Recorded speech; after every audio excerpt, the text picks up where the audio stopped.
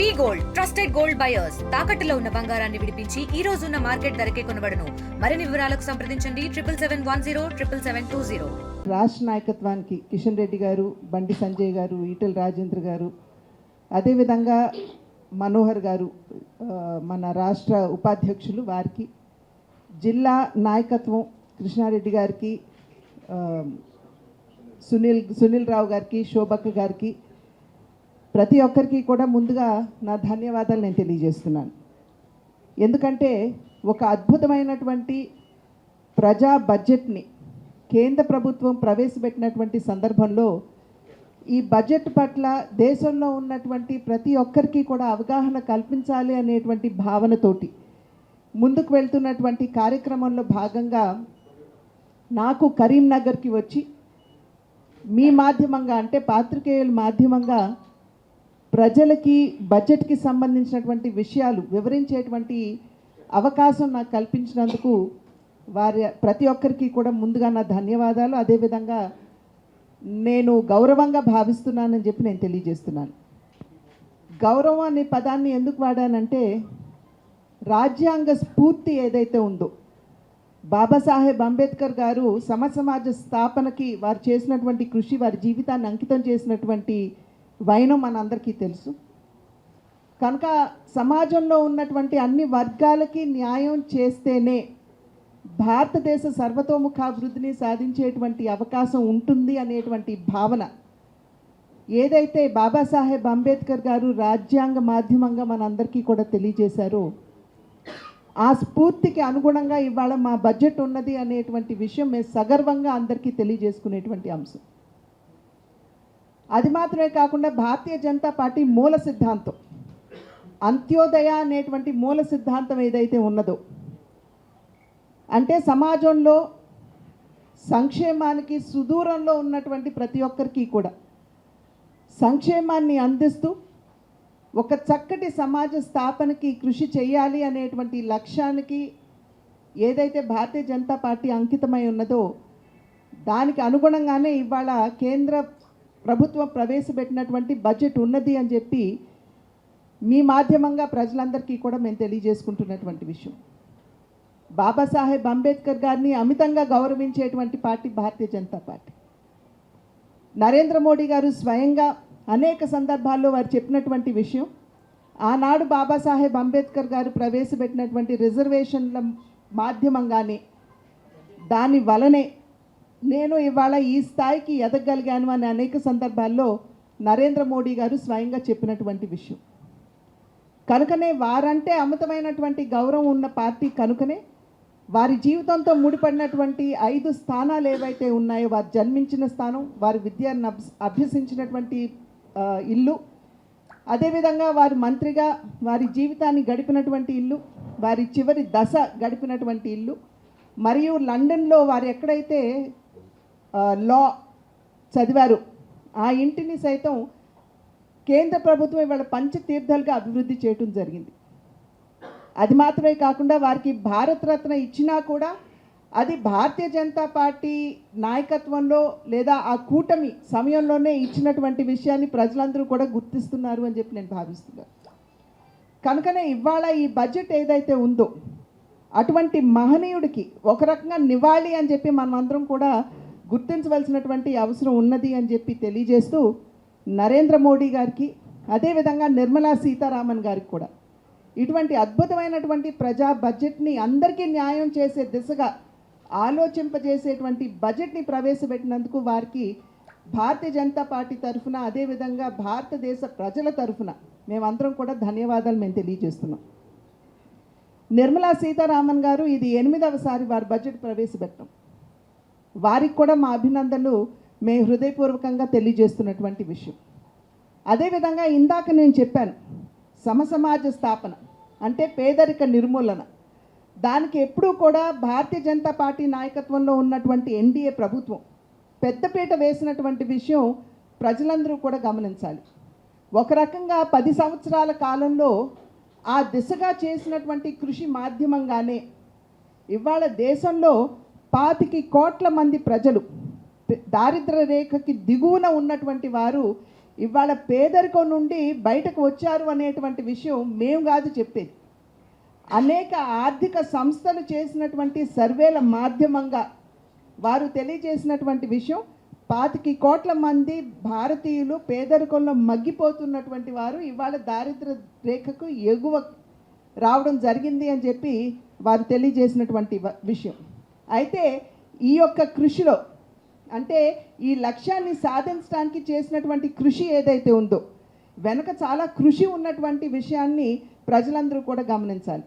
ఎందుకంటే అది జన్ధన్ యోజన కావచ్చు, అంతకుముందు ఎవరైతే గరీబీ హఠావో అనేటువంటి నినాదంతో వచ్చారు వారు అధికారాన్ని చేపట్టిన నాటి నుండి 2014వ సంవత్సరం వరకు కూడా కేవలం 7 కోట్ల మంది పేదల్ని మాత్రమే బ్యాంకింగ్ వ్యవస్థకి వారు అనుసంధానం చేయగలిగారు. కానీ 2014వ సంవత్సరంలో భారతీయ జనతా పార్టీ నాయకత్వంలో అధికారాన్ని చేపట్టిన తర్వాత ఎన్డీఏ ప్రభుత్వం ఏదైతే జన్ధన్ యోజన ప్రవేశపెట్టిందో 2014వ సంవత్సరం నుండి నేటి వరకు అంటే 2024 చివర 25 అనుకోండి, దాని మధ్యకాలంలో కనుక మీరు చూసినట్లయితే దగ్గర 80 కోట్ల మంది ఇవాళ ఈ జన్ధన్ యోజన మాధ్యమంగా బ్యాంకింగ్ వ్యవస్థకి అనుసంధించబడ్డారు అనేటువంటి విషయం ప్రతి ఒక్కరూ కూడా గమనించాలి. అయితే ఒక మహిళగా నాకు ఇక్కడ గర్వకారణం ఏమిటంటే ఎవరైతే జన్ధన్ ఖాతాలు తెరిచారో వారిలో 80% మంది మహిళలు ఉండటం అనేది ఇది ఒక మహిళగా ఖచ్చితంగా మా అందరికీ కూడా గర్వకారణం అని చెప్పి నేను తెలియజేస్తున్నాను. అదేవిధంగా కోవిడ్ వచ్చినటువంటి సందర్భంలో చాలామంది పేదలు పొట్ట చేత పట్టుకుని ఇతర ప్రాంతాలకి ఇతర రాష్ట్రాలకు కూడా ఉపాధిని వెతుక్కుంటూ వెళ్ళేటువంటి పరిస్థితి. అక్కడ ఉన్నటువంటి పేదలు కోవిడ్ వచ్చినటువంటి సందర్భంలో తిరిగి రాలేక లేదా వారికి సరైనటువంటి భోజన వస్తువులు కూడా లేనటువంటి సందర్భం మనందరం కూడా ప్రత్యక్షంగా చూసాం. దాన్ని గుర్తించినటువంటి ప్రధాని నరేంద్ర మోడీ గారు గరీబ్ కళ్యాణ్ అన్న యోజన అనేటువంటి కార్యక్రమాన్ని ప్రవేశపెట్టారు.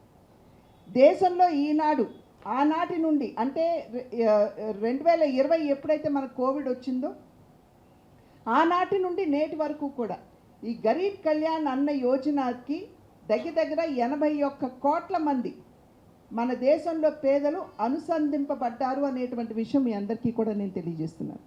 నేటి వరకు కూడా వారికి ఉచితంగానే బియ్యం అందిస్తూ వారి ఆకలిని తీర్చేటువంటి బాధ్యత ఇవాళ భారతీయ జనతా పార్టీ నాయకత్వంలో ఉన్నటువంటి కేంద్ర ప్రభుత్వం చేపట్టినటువంటి విషయం. ఇందాక తెలియజేశాను 81 కోట్ల మందికి ఇవాళ ఉచితంగానే బియ్యం అందిస్తున్నటువంటి నేపథ్యం. దానికి గాను 2,03,000 కోట్ల రూపాయలని కేంద్ర ప్రభుత్వం ఇప్పటి వరకు కూడా ఖర్చు పెట్టినటువంటి విషయాన్ని మీ అందరికీ కూడా నేను తెలియజేస్తున్నటువంటి విషయం.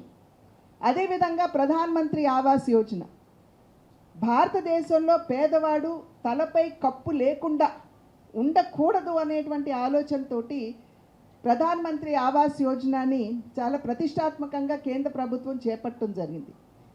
ఈ బడ్జెట్లో స్వయంగా నిర్మలా సీతారామన్ గారు చెప్పారు, ఇంతకుముందు 4 కోట్ల మంది పేదలకు ఇళ్ళు కేటాయించినట్లయితే ఒక్కొక్క ఇంటికి 1,50,000 రూపాయలు కేంద్ర ప్రభుత్వం ఇస్తే 30,000 రూపాయలు రాష్ట్ర ప్రభుత్వం దానికి అనుసంధించి పేదలకి ఇళ్ళు అందించవలసినటువంటి కార్యక్రమం. మొన్నటి వరకు 4 కోట్ల మంది పేదలకి ఇళ్ళు కేటాయించినట్లయితే రాబోయే 5 సంవత్సరాల కాలంలో 3 కోట్ల ఇళ్ళని పేదలకి మేము కేటాయిస్తామని చెప్పి నిర్మలా సీతారామన్ గారు స్వయంగా చేసినటువంటి ప్రకటన. ఇవాళ ప్రధానమంత్రి ఆవాస్ యోజన కింద నేను చెప్పినట్లు 4 కోట్ల మందికి ఇళ్ళు కేటాయించినట్లయితే వాటికి ఖర్చు పెట్టినది 79,000 కోట్ల రూపాయలని ప్రధానమంత్రి ఆవాస్ యోజనకి ఇప్పటి వరకు కూడా ఖర్చు పెట్టడం జరిగింది అని చెప్పి మీ అందరికీ కూడా మీ మాధ్యమంగా ప్రజలందరికీ కూడా తెలియజేసుకుంటున్నటువంటి విషయం. అదేవిధంగా దేశంలో ఉన్నటువంటి పేదలు ఒకానొక సందర్భంలో ఒక సర్వే నిర్వహించారు. ఎందుకు ప్రజలు పేదరికంలోకి నెట్టివేయబడుతున్నారు అనేటువంటి విషయాన్ని కనుక సర్వే చేసినప్పుడు ఆ సర్వేలో బయటపడినటువంటి విషయం ఏమిటంటే సాధారణంగా దేశంలో ఉన్నటువంటి ప్రజలు 2 కారణాల వలన పేదరికంలోకి నెట్టివేయబడుతున్నారు. ఒకటి, వ్యవసాయానికి అయ్యేటువంటి ఖర్చు నిమిత్తం ఏదైతే అప్పు తెచ్చుకుంటున్నారో దాన్ని తిప్పి కట్టలేనటువంటి సందర్భంలో రైతులు ఆత్మహత్యలు చేసుకుంటున్నారని, అదేవిధంగా వైద్యానికి అయ్యేటువంటి వ్యయం అధికంగా ఉన్నటువంటి సందర్భంలో బయట నుండి అప్పు తెచ్చుకుని పేదరికంలోకి వెళ్ళిపోతున్నారని తెలియజేసినటువంటి నేపథ్యంలో నరేంద్ర మోడీ గారు, నడ్డా గారు వారిరువురు నాయకత్వంలో తీసుకున్నటువంటి నిర్ణయం చాలా గొప్పది. అంటే ఇవాళ అంతర్జాతీయ సంస్థలు కూడా ప్రపంచంలోనే అతి పెద్ద హెల్త్ ఇన్సూరెన్స్ లేదా హెల్త్ సెక్యూరిటీ కార్యక్రమం ఎక్కడైనా జరుగుతున్నది అంటే అది భారతదేశంలోనేనని చెప్పి నిపుణులందరూ కూడా చెప్పారు. ఆ కార్యక్రమే ఆయుష్మాన్ భారత్. ఇవాళ పేదరికంలో ఉన్నటువంటి వారందరికీ కూడా దగ్గర దగ్గర 50 కోట్ల మంది పేద ప్రజలు ఆయుష్మాన్ భారత్ కార్డులు వితరణ చేయడం జరిగింది. వారందరికీ కూడా 5 లక్షల మేరకు ఉచితంగానే వైద్య సహాయం అందించేటువంటి ఒక అవకాశం. ఇవాళ నిర్మలా సీతారామన్ గారు నరేంద్ర మోడీ గారి నాయకత్వంలో తీసుకున్నటువంటి నిర్ణయం కేవలం పేదలకి మాత్రమే కాదు, 70 సంవత్సరాలు పైబడినటువంటి ముదసుళ్ళు ఎవరైతే ఉన్నారు, ముసలి వారు ఎవరైతే ఉన్నారు, లేదా వయసు పైబడినటువంటి వారు ఎవరైతే ఉన్నారో వారందరికీ కూడా ఆయుష్మాన్ భారత్ కార్డులు ఇవ్వాలి అని. ఎందుకంటే ఇవాళ చూసినట్లయితే మన ఆయుష్ ప్రమాణం పెరిగింది. నిన్న మొన్నటి వరకు 65 సంవత్సరాలు అనుకున్నది ఇవాళ ఆయుష్ ప్రమాణం 72 సంవత్సరాలకి పెరిగింది. కనుక పేదలు వయసు పైబడినటువంటి వారు ముదసలి వయసులో ఎదుర్కొనేటువంటి ఆరోగ్య సమస్యలు చాలా ఎక్కువగా ఉంటాయి కాబట్టి వారికి సహాయాన్ని అందించాలి అని ఆయుష్మాన్ భారత్ని మరి 70 సంవత్సరాలు పైబడినటువంటి వారికి కూడా ఇవ్వటం జరిగింది. అయితే దురదృష్టకరం ఏమిటంటే మన తెలంగాణ రాష్ట్రంలో ఆయుష్మాన్ భారత్ని ఇవాళ తెలంగాణ ప్రభుత్వం తీసుకోలేదు. వారు విడిగా ఒక కార్యక్రమాన్ని నడిపారు. మరి హాస్పిటల్స్కి సరి అయినటువంటి బిల్లులు కూడా అందించినటువంటి సందర్భంలో అవి కూడా కొనసాగటం లేదు. కనుక ఒక రకంగా చెప్పాలంటే తెలంగాణలో ఉన్నటువంటి పేదలు మరియు వయసు పైబడినటువంటి వారిని ఇవాళ తెలంగాణ ప్రభుత్వం వంచిస్తుంది అని తెలియజేయటానికి ఎటువంటి సంకోచము లేదు అని చెప్పి మీ అందరికీ కూడా తెలియజేస్తున్నారు. అదేవిధంగా హర్ ఘర్ నల్ మే జల్ అనేటువంటి కార్యక్రమం జల్ జీవన్ మిషన్ మాధ్యమంగా పేదలకి చక్కటి త్రాగునీరు అందివ్వాలి అని. ఎందుకంటే ఇవాళ నీటి మాధ్యమంగా వచ్చేటువంటి ఆరోగ్య ఇబ్బందులు ఏవైతే ఉన్నాయో వాటిని గమనించినటువంటి కేంద్ర ప్రభుత్వం 67,000 కోట్ల రూపాయలని కేటాయించి ప్రతి ఇంటికి కూడా నీటి కుళాయి మాధ్యమంగా నీటిని అందించాలి అనేటువంటి ఒక సంకల్పం. ఇవాళ చూసినట్లయితే దగ్గర దగ్గర 15,42,00,000 రూరల్ ప్రాంతంలో ఉన్నటువంటి వారందరికీ కూడా మరి నీటిని అందించేటువంటి వసతి. ఇక్కడ ఏమిటంటే తెలంగాణలో ఇంతకు ముందు ఉన్నటువంటి ప్రభుత్వం అంటే బీఆర్ఎస్ అధికారంలో ఉన్నటువంటి సందర్భంలో ఈ జల్ జీవన్ మిషన్ కింద వచ్చినటువంటి వనరులు కూడా వారు మరి మిషన్ భగీరథ దాని మాధ్యమంగా మేము నీటి కుళాయిలు ఇస్తున్నామని చెప్పి తెలియజేశారు. కానీ కేంద్ర సహకారం అందిస్తుంది అనేటువంటి విషయం ప్రజలకి తెలియజేయలేదు. కానీ ఇవాళ మేము ధైర్యంగా చెప్పగలుగుతున్నాం, ప్రతి ఇంటికి కూడా నీటి కుళాయి ఇచ్చి ఆ కుళాయి మాధ్యమంగా నీటిని అందించేటువంటి సౌకర్యం కేంద్రం అందిస్తుంది అనేటువంటి విషయం మీ మాధ్యమంగా నేను ప్రజలందరికీ కూడా తెలియజేసుకుంటున్నటువంటి అంశం. అదేవిధంగా స్వచ్ఛ భారత్ కింద మరుగుదొడ్ల నిర్మాణం ఇవాళ దేశవ్యాప్తంగా 13 కోట్ల మరుగుదొడ్ల నిర్మాణం కేంద్ర ప్రభుత్వం చేసింది. దానికి గాను 12,192 కోట్ల రూపాయలని వెచ్చించడం జరిగింది. రాబోయే కాలంలో కూడా పెద్దపీట వేస్తూ ఇది కేవలం ఏదో మరుగుదొడ్ల నిర్మాణంగా చూడటం కాదండి, ఇది మహిళల యొక్క ఆత్మగౌరవం మరియు వారి ఆరోగ్యంతో ముడిపడినటువంటి అంశం అని చెప్పి గుర్తించాలి. ఎందుకంటే సూర్యుడు ఉదయించక ముందు అదేవిధంగా సూర్యుడు అస్తమించిన తరువాత మహిళలు బయటికి బహిర్భూమికి వెళ్తున్నటువంటి సందర్భంలో దాని యొక్క ప్రభావం ఏ విధంగా దుష్ప్రభావం ఏ విధంగా మహిళల ఆరోగ్య పరిస్థితి మీద ఉంటుందో గమనించి అదేవిధంగా మహిళ తన ఆత్మ గౌరవాన్ని తాకట్టు పెట్టుకుని బయటకు వెళ్ళవలసినటువంటి సందర్భంలో ఈ మరుగుదొడ్ల నిర్మాణాన్ని నరేంద్ర మోడీ గారు తన ఆడబిడ్డల కోసం ప్రతిష్టాత్మకంగా తీసుకువచ్చినటువంటి అంశం. కనుక ఇవాళ మనం అవహేళన చేయవలసినటువంటి అవసరం లేదు. దీన్ని గుర్తించి గౌరవించవలసినటువంటి అవసరం ఉన్నది అని చెప్పి తెలియజేసుకుంటున్నాం.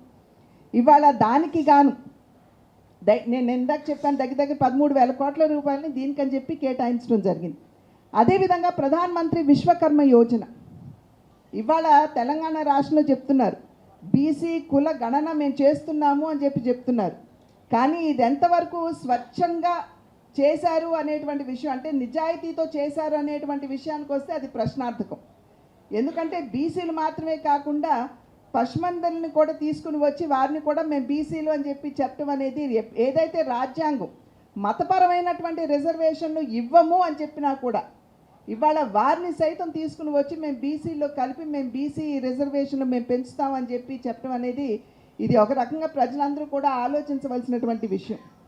కానీ కేంద్ర ప్రభుత్వం బీసీలకు సంబంధించి నిజమైనటువంటి గుర్తింపును వారికి ఇచ్చే విధంగా, అంటే చాలా వరకు కూడా బీసీ కులాల్లో ఉన్నటువంటి వారు హస్తకళల మీద ఆధారపడి జీవించేటువంటి వారు కనుక అటువంటి వారందరికీ కూడా నిజమైనటువంటి న్యాయం చేయాలి అనేటువంటి ఆలోచనతోటి విశ్వకర్మ యోజనని తీసుకుని రావటం జరిగింది. విశ్వకర్మ యోజన కింద దగ్గర 2,64,00,000 రూపాయలని ఇవాళ విశ్వకర్మ కింద హస్తకళలు ఏవైతే ఆధారపడి ఉన్నారో వాటిలో నైపుణ్యాన్ని అందిస్తూ చెక్క పనులు చేస్తే చెక్క పనుల కంటే మేస్త్రి దానిలో తర్ఫీదునిస్తూ వారికి 15,000 రూపాయలకి సంబంధించినటువంటి కిట్లు అందిస్తూ వారికి ఆ ట్రైనింగ్ పీరియడ్ ఏదైతే ఒక వారం రోజుల పాటు జరుగుతుందో ప్రతిరోజు కూడా వారికి 500 రూపాయలు స్టైఫండ్ ఇస్తూ వారిని అన్ని విధాలా ప్రోత్సహిస్తూ మన సాంప్రదాయబద్ధంగా వచ్చేటువంటి కళల్ని సంరక్షించుకోవడం మాత్రమే కాకుండా వారి కాళ్ళ మీద వారు నిలబడే విధంగా వారికి ఆత్మగౌరవాన్ని ప్రదానం చేసిందంటే అది నరేంద్ర మోడీ గారి నాయకత్వంలో ఉన్నటువంటి ఎన్డీఏ ప్రభుత్వం అని చెప్పి మీ అందరికీ మాధ్యమంగా కూడా ప్రజలకి తెలియజేసినటువంటి విషయం. మొన్న ముఖ్యమంత్రి గారు మాట్లాడుతూ నరేంద్ర మోడీ గారి కులం మీద ప్రశ్న లేవనెత్తుతూ లీగలీ కన్వర్టెడ్ అనేటువంటి పదాన్ని వారు వాడారు. ఇవాళ రేవంత్ రెడ్డి గారు దానికి అర్థం ఏమిటో చెప్పాలి. లీగలీ కన్వర్టెడ్ అనేటువంటి పదాన్ని వాడి ఒక రకంగా చెప్పాలంటే బీసీ కులాల్లో ఉన్నటువంటి వారిని ఆయన అవమానపరిచారని చెప్పి నేను వ్యక్తిగతంగా భావిస్తున్నటువంటి విషయం. ఎందుకంటే నరేంద్ర మోడీ గారి కులం ఏదైతే ఉందో దాన్ని 1994వ సంవత్సరంలోనే బీసీ కమిషన్కి రెఫర్ చేయడం జరిగింది. సాధారణంగా ఒక కులాన్ని బీసీ కమిషన్కి గుర్తింపు కోసం రెఫర్ చేసినట్లయితే ఆ కులంలో ఉన్నటువంటి వెనుకబాటుతనాన్ని ప్రతి ఒక్కరూ కూడా పరిశీలించి సర్వే చేసి ఎంక్వైరీ చేసి ఆ తర్వాతే దాన్ని రికమెండ్ చేయడం జరుగుతుంది. కనుక ఆ కులంలో అంత వెనుకబాటుతనం ఉన్నది కాబట్టే ఈ కులాన్ని రెఫర్ చేయడం జరిగింది. దానికి గుర్తింపు బీసీ కులంగా గుర్తింపు ఎప్పుడు వచ్చింది? 2000 సంవత్సరంలో వచ్చింది. అప్పుడు భారతీయ జనతా పార్టీ అధికారంలో లేదు. అప్పట్లో చూడాలంటే నరేంద్ర మోడీ గారు ముఖ్యమంత్రి కాదు అని చెప్పి నేను తెలియజేస్తున్నాను. కనుక ఈ లీగలీ కన్వర్టెడ్ అన్న పదం మరి అప్పుడు కాంగ్రెస్ ప్రభుత్వమే కదా గుర్తింపించింది. కనుక ఈ లీగలీ కన్వర్టెడ్ అనేటువంటి పదాన్ని వాడి ఒక రకంగా ఈ బీసీ కులాన్ని అవమానపరిచారు అనేటువంటి విషయాన్ని నేను గట్టిగా ఖండిస్తూ నేను విశ్వసిస్తూ నేను మీ అందరి మాధ్యమంగా కూడా ప్రజలకి తెలియజేస్తున్నటువంటి విషయం. అదేవిధంగా స్వనిధి కార్యక్రమం కావచ్చు, అంటే ఈ తోపుడు బళ్ళ మీద చిన్న వ్యాపారాలు చేసుకునేటువంటి వారికి 10,000 రూపాయల నుండి ఇవాళ 50,000 రూపాయలకి పెంచారు. వారి వ్యాపారాన్ని మెరుగుపరచుకోవాలంటే వారు వెళ్ళి 50,000 రూపాయల వరకు కూడా వారు బ్యాంక్ నుండి లోన్లు తీసుకుని వచ్చి వారి బిజినెస్ ఏదైతే ఉంటుందో దాన్ని మెరుగుపరుచుకునేటువంటి అవకాశాన్ని ఇవాళ వారందరికీ కూడా ఇవ్వడం జరిగింది. అదేవిధంగా ఇవాళ ఒక కొత్త అంశాన్ని బడ్జెట్లో ప్రవేశపెట్టారు, గిగ్ వర్కర్స్ అన్నారు. గిగ్ వర్కర్స్ అంటే సాధారణంగా ఏమిటంటే ఎక్కడైనా సరే ఏ రకమైనటువంటి పని అయినా సరే అది స్వల్పకాలం కోసం వెళ్ళి అక్కడ పనిచేసేటువంటి వారు, అటువంటి వారు అసంఘటిత రంగంలో ఉండేటువంటి వారు. కనుక వారికి సరైనటువంటి గుర్తింపు లేదు అనేటువంటి అంశాన్ని గుర్తించినటువంటి కేంద్ర ప్రభుత్వం ఇవాళ గిగ్ వర్కర్స్కి సంబంధించి కూడా వారికి కూడా సంరక్షణ కల్పించాలి అనేటువంటి ఆలోచనతో 1 కోటి మంది గిగ్ వర్కర్స్ ఎవరైతే ఉన్నారో వారికి ఈ శ్రమ్ పోర్టల్లో కనుక వారు రిజిస్ట్రేషన్ చేసుకున్నట్లయితే వారికి ఖచ్చితంగా ఆయుష్మాన్ భారత్ కింద వారికి అన్ని విధాలా కూడా వారికి ఏదైతే లాభాలు లబ్ధి పొందాలో ఆ లబ్ధి పొందే విధంగా, అదేవిధంగా వారికి 60 సంవత్సరాల తర్వాత ఈ శ్రమ్ కార్డు ఎప్పుడైతే రిజిస్టర్ అవుతారో ఈ శ్రమ్ కార్డు కూడా వస్తుంది కాబట్టి వారికి పెన్షన్ వచ్చే విధంగా కూడా ఈ యొక్క కార్యక్రమానికి రూపకల్పన చేశారు అనేటువంటి విషయాన్ని మీ మాధ్యమంగా ప్రతి ఒక్కరికి కూడా నేను తెలియజేసుకుంటున్నటువంటి విషయం. కనుకనే వాళ్ళు చూసినట్లయితే 25 కోట్ల మందిని పేదరికం నుండి వెలుపలికి తీసుకుని వచ్చారంటే ఈ కార్యక్రమాలన్నీ కూడా వారిని దృష్టిలో పెట్టుకుని చేపట్టినటువంటి సందర్భంలోనే ఈ లక్ష్యం మనం చేరుకోగలిగాం అనేటువంటి విషయం మీ అందరికీ కూడా తెలియజేసుకుంటున్నాను. అదేవిధంగా ఇవాళ భారతదేశంలో ఉన్నటువంటి యువత, భారతదేశంలో ఉన్నటువంటి జనాభాలో 25% మంది 35 సంవత్సరాల లోపు వారు అని చెప్పి మనందరికీ తెలిసినటువంటి విషయమే. ఇవాళ మన దగ్గర ఉన్నటువంటి యువశక్తి ఏదైతే ఉందో వారిలో కనుక నైపుణ్యాభివృద్ధిని మనం అందించగలిగితే వారికి కేవలం మన దేశంలో ఉన్నటువంటి అవసరాలు మాత్రమే కాకుండా ప్రపంచ అవసరాలని కూడా తీర్చేంతటి యువత మన దేశంలో ఉన్నటువంటి విషయం మనం గమనించాలి. కనుక యువతకి కేంద్ర ప్రభుత్వం పెద్దపీట వేసినటువంటి అంశాన్ని మీ అందరికీ కూడా నేను తెలియజేసుకుంటున్నాను. దీని మాధ్యమంగా మీ మాధ్యమంగా నేను ప్రజలకి తెలియజేసుకోవాల్సినటువంటి విషయం, 2014వ సంవత్సరానికి ముందు ఈ యూత్ అండ్ స్పోర్ట్స్ అఫేర్స్ ఏదైతే ఉంటుందో ఆ మంత్రిత్వ శాఖ కేవలం 1200 కోట్ల రూపాయలు మాత్రమే కేటాయించడం జరిగేది. కానీ ఇవాళ 2025-26 సంవత్సరానికి గాను యువతకి ఏవైతే ఉందో ఆ మంత్రిత్వ శాఖకి 3800 కోట్ల రూపాయలని ఇవాళ ఎన్డీఏ ప్రభుత్వం కేటాయించినటువంటి విషయం మీ అందరి మాధ్యమంగా కూడా నేను తెలియజేసుకుంటున్నాను. అంటే దగ్గర 3 ఎక్కువ కేటాయింపులు ఇవాళ యువతకి మా ప్రభుత్వం చేసింది అని చెప్పి తెలియజేయడానికి మేమందరం కూడా చాలా గర్వంగా మీ అందరికీ కూడా తెలియజేసుకుంటున్నటువంటి విషయం. దీని మాధ్యమంగా బిడ్డల్ని ఎప్పుడైతే పసి వయసులో మనం గుర్తించి వారిని పట్టుకుని వారికి నైపుణ్యాభివృద్ధిని అందిస్తాము, అంటే విలక్షణంగా ఆలోచించాలి, కొత్త ఆవిష్కరణలు చేయాలి అనేటువంటి ఆలోచనతోటి 50,000 అటల్ టింకరింగ్ ల్యాబ్స్ ఇవాళ దేశంలో కేంద్ర ప్రభుత్వం స్థాపించడానికి చేస్తున్నటువంటి కృషి అని చెప్పి మీ మాధ్యమంగా తెలియజేసుకుంటూ, దీనివలన 1 కోటి మంది ఎవరైతే మన యువత ఉన్నారో వారికి ముందుగా తర్ఫీదు ఇవ్వడానికి కేంద్ర ప్రభుత్వం సన్నద్ధమైంది అనేటువంటి విషయం మీ మాధ్యమంగా అందరికీ కూడా నేను తెలియజేసుకుంటున్నాను. అదేవిధంగా భారత్ నెట్ మాధ్యమంగా గ్రామాల్లో స్కూళ్ళల్లో ఉన్నటువంటి అన్నీ కూడా వారు కూర్చుని ఇవన్నీ ఇచ్చారు, కానీ మాకు ఇవి కావాలి అని చెప్పొచ్చు కదా. నిర్మాణాత్మకం అంటే అదండి.